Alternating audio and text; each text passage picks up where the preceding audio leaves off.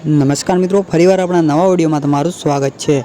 ગુજરાતના સુપરસ્ટાર કલાકાર વિક્રમ ઠાકોરને તમે સૌ જાણો છો અને તેમને ગીતો પણ તમે જોતા હશો। તો મિત્રો, વિક્રમ ઠાકોરના મમ્મી મિત્રો અવસાન પામ્યા હતા, તે તમને બધાને ખબર હશે।